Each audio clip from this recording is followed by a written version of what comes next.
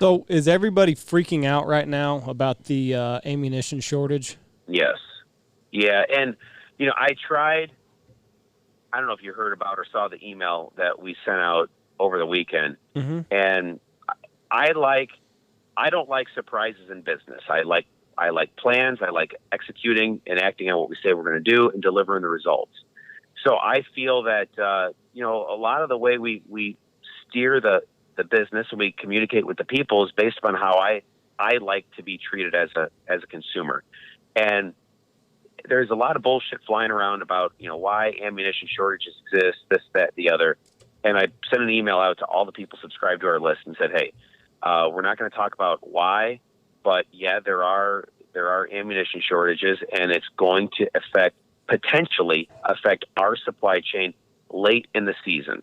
So late in the season, no one rush and buy right now. There's going to be plenty of ammunition that's going to be available. Our supply chain's healthy. All we're saying is late in the year is not the time to buy your shotgun shells for when you want to go on a trip 3 days from now. That's all it was. Well, that ignited like a firestorm. I feel terrible about it because I don't want to be one that contributes and throws fuel on the fire of this ammunition shortage. I was just trying to communicate to our customers that there are shortages. They're going to exist. We're doing the best we can. And right now, at this point, we feel we're ahead of the game.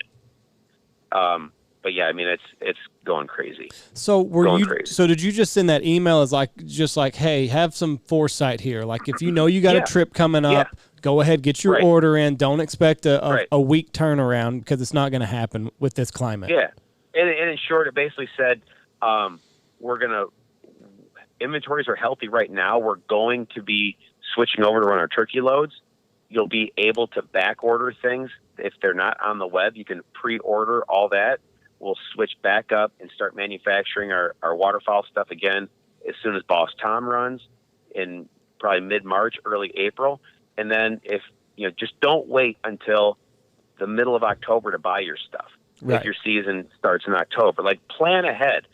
And I think I said, now is not the year to put off buying your ammo to the last minute. We see it. We're direct to consumer. Mm-hmm. Half of our customers call and they say, can I have the stuff for the weekend? So we love being just in time. We love being lean. We love delivering same day shipping, all that.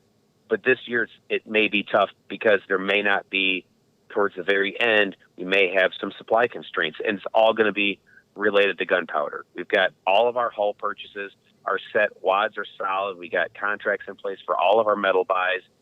The issue this year is going to be powder. And the reason why is the powder plants got behind with pistol and rifle when all that buying took place a year ago and throughout the summer. So what happened is shot shell powders inventories were good. They were making all that. Well, now they're back to producing pistol rifle for the large OEMs to keep up with that demand. And then our shotgun powders are being pushed off a little bit. Mm-hmm. So we've got all of our powder orders in. I would say I'd buy everything right now if we could for the whole year. And this was early January. We had all this squared away. But what they're saying is we're going to be able to release your orders on allocation. So if you order too little, you'll get what you need, but it won't be enough. And if you say you need to order a whole pile all at once, you're not going to get that either. So we've got some other things working in the background to ensure that we've got stable supply from our powder vendor. And again, I don't envision it being a huge problem, but you never know. So by next fall, you think that things will be back to probably 50%, 75% normal? No, I think this is going to run. I think it'll run through next year. You got to look at it with powder. There's only a couple manufacturers here in the States that make it. Yeah. And I don't think, and it's not smart to say, sure, let's expand our infrastructure and take on a whole bunch of debt or finance this growth for what we know is going to be a temporary deal. So a lot of guys got in trouble where big manufacturers say, this is the new norm. We're going to be having 7 million new gun owners every year come and buy guns. That's not the case. This is a short temporary thing, but the the ripple effect is going to take a while to shake out. So they're not going to expand, build more infrastructure to produce more powder.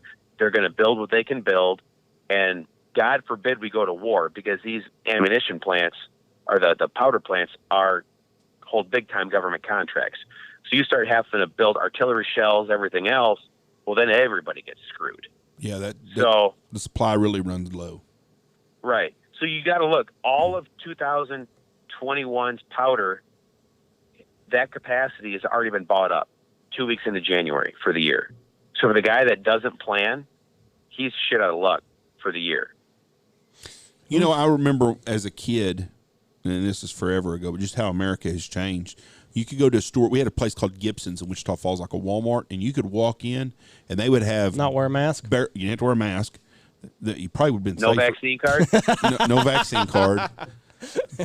Screw y'all. But you could buy fucking kegs of powder just on the shelves. They didn't have no put back; just right there on the shelf. Right. And I can't remember going to a place that I've seen a keg of powder anymore. No. What do the reloaders have to do? Do they have to go buy it specifically somewhere, or do they sell that still in? You can't get it. You're not gonna be able to get it. And the powder distributor that we deal with, there's been other distributors that have cut OEMs off. They say we've got to support our own distribution business. 1 pound, 4 pound, 6, 8 pound kegs or whatever you buy at the gun shops. And they said we're only able to get this much powder this year, so we make more margin packaging up and selling it to dealers than we do selling bulk to you. So in the past, OEMs, like not the big boys of the world that can buy direct from powder plants, the medium-sized and smaller guys like us, that we have to buy through distribution because our buy at one time isn't large enough to go direct. So if we didn't have good relationships with our powder people, like communicate, pay your bill on time, order enough product, that kind of deal, they'd have turfed us, and we've been out on our ass. Oof. So that's where, like, the mindset of, like, the way we like to grow our business, you honor your word, you do whatever you can to build trust, you pay your bills before they're due.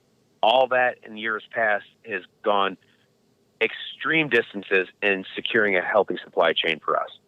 Yeah. Like with our hulls that we have to bring in from Italy, there's guys that can't get that shit.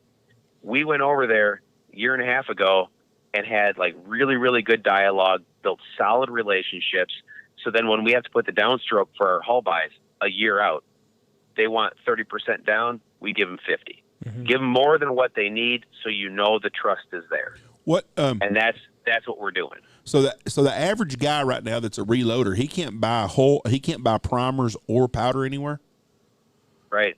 That's crazy. Right. I didn't realize how much people. I didn't really think about it, and it was the 7 million guns, and I was thinking, shit, if everybody just bought 100 rounds, that's 700 million. Yeah.